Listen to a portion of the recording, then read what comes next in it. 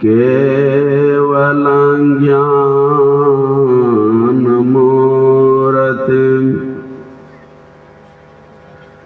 द्वन्द्वातीतं गगनसदृशम्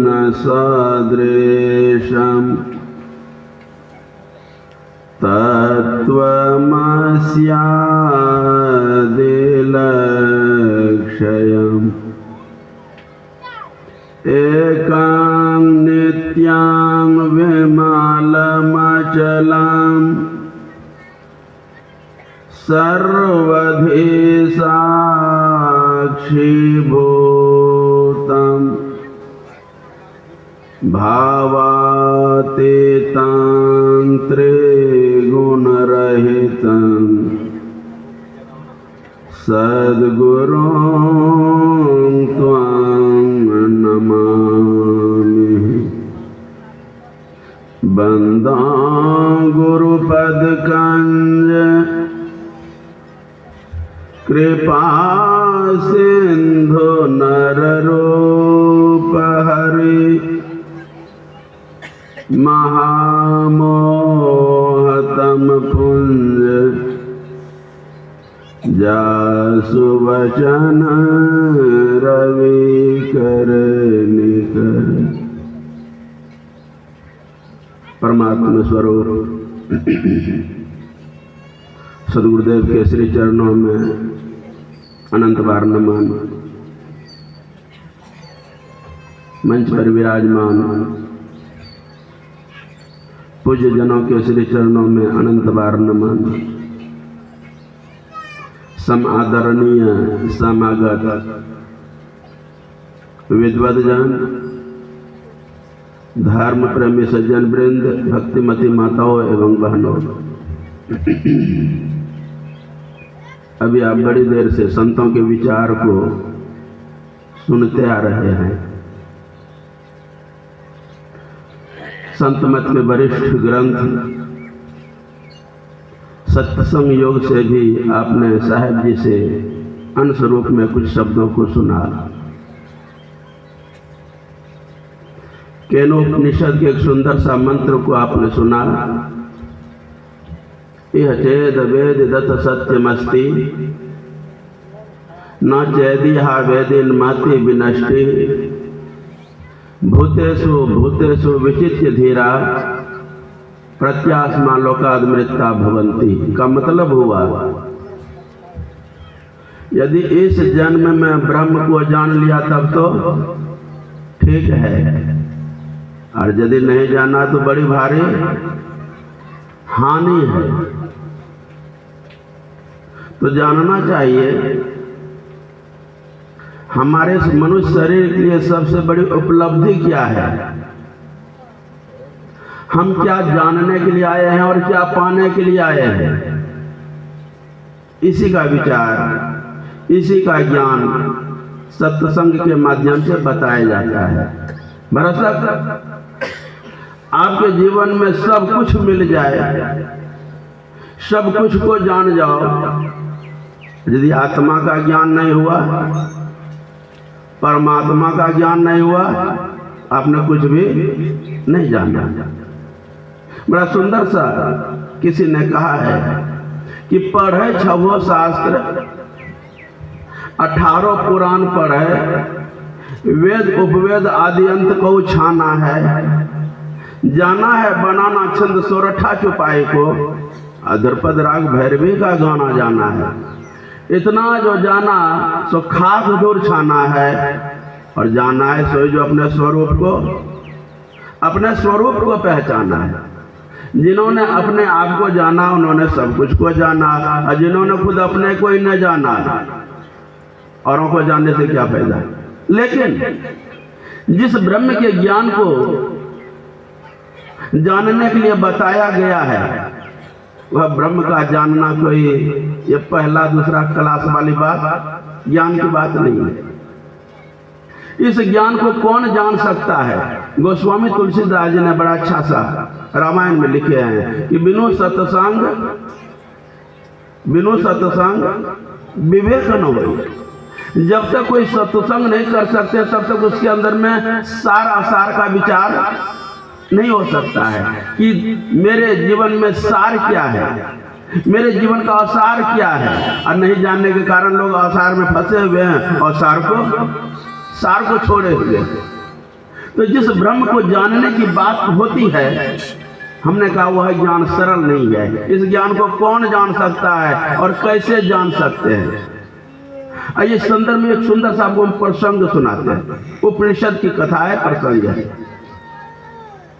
कभी देवों का राजा इंद्र और दानवों का राजा विरोचन दोनों की भेंट हुई। जैसे भी नगर में चर्चा है, आत्मा क्या है, परमात्मा क्या है, मैं क्या हूं इत्यादि की। तो इंद्र और विरोचन में संवाद हुआ, क्या तुम आत्मा को जानते हो? एक दूसरे ने एक दूसरे को पूछा। एक दूसरे ने एक दूसरे को कहा कि नहीं जी नहीं, हम तो आत्मा को नहीं जानते हैं। नहीं, आत्मा को जानना चाहिए, क्योंकि आत्मा को जानना ही जानना है, फिर कौन जनाएगा। यदि आप कोई अपने बच्चे को डॉक्टर बनाने के लिए चाहो तो किनके पास भेजना पड़ेगा? डॉक्टर के पास। यदि कोई मास्टर को बनाना चाहो तो किसके पास भेजना पड़ेगा? मास्टर के पास। और यदि कोई इंजीनियरिंग विद्या सिखाने के लिए चाहे तो उसको कहाँ भेजना पड़ेगा? जो इंजीनियर का ज्ञान रखता है। तो बताया आत्मा का ज्ञान कौन सिखाएगा? तो दोनों विचार करके चलो, जिन्होंने संसार का सृष्टि किया ब्रह्मा जी के पास, जरूर ब्रह्मा जी आत्मा का ज्ञान बताएगा। दोनों के दोनों ब्रह्मा जी के पास गए। कुछ लोग प्रांत ब्रह्मा जी ने पूछा कैसे आना हुआ? महाराज बताएं कि आत्मा क्या है? ब्रह्मा जी मुस्कुराए। आत्मा को जानने के लिए आए हो? बोला जी सरकार। ब्रह्मा जी ने सरल भाव में यह कहा कि जाओ स्नान करके सारे वस्त्र आभूषणों से आभूषित होकर के मेरे पास आओ। दोनों के दोनों गए, स्नान करके सारे अलंकारों से अलंकृत होकर के ब्रह्मा जी के पास हाजिर। महाराज बताएं आत्मा क्या है? तो ब्रह्मा जी ने कहा कि जल में जाकर के देख लो, जल में जाकर के देख लो। और जल में जाकर के देखा तो जल में यदि आप देखो तो क्या दिखाई देगा? शरीर की छाया। तो शरीर की छाया को देखा, दोनों वापस आया। ब्रह्मा जी ने कहा देखा? जी सरकार देखे। जिसको देखा वही आत्मा है, जाओ। बड़े आदमी बोलने की साहस नहीं हुई। विरोचन हंसते मुस्कुराते अपने घर को चला, क्योंकि ब्रह्मा जी ने बताया कि जो जल में देखा वही आत्मा है। तो जल में तो अपने शरीर की छाया को देखा, तो शरीर आत्मा है, फिर क्या करो? सब तरह से इसी का सार संभार करो, इसको खिलाओ पिलाओ चिकना और अच्छे ढंग से रखो। और जो शरीर को सिर्फ मानते हैं और आत्मा को नहीं, उसको नास्तिक बोला गया है। और नास्तिकों के विचार में ऐसा है कि यावत जीवेत सुखं जीवेत ऋणं कृत्वा घृतं पिबेत अभस्मीभूतस्य जयस्य पुनराजन्म कुतो भवेत्। मतलब जब तक जियो सुख से जियो, और नहीं बन सके तो ऋण कर्जा करके भी घी पियो, क्योंकि मर जाओगे। चाहे तो पानी में बहा दिया जाएगा, नहीं तो चिता में जला दिया जाएगा, नहीं तो मिट्टी के नीचे गाड़ दिया जाएगा। पुनर्जन्म किसका होता है?